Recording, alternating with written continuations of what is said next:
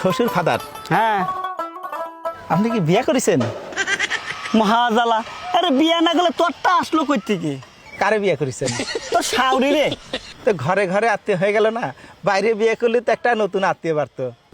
ওরে আল্লাহ রে, তুই চুপ কর চুপ কর।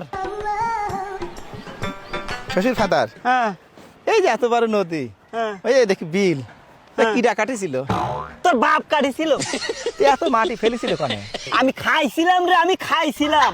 দাঁতে কিস কিস করে নাই বালু মাটি? ওরে আল্লাহ রে, তোর বাইরে আমি দাঁত ভাঙে দিব কই দিলাম। হ্যাঁ দাঁত ভাঙে ফেলালে আমি শ্বশুর বাড়ি যাই, এ গোস্ত চাবে খাবো কিরাম করি? ওরে আল্লাহ।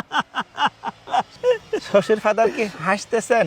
না না না, আমি কাশতেছি। আমি আছি হাসতেছেন। এই ভিতরে আমার কাছে আমার মেয়ে বিয়ে দিয়ে আমি ছাই খাইছি ছাই। ছাই খাতে গেলেন কিসের জন্য?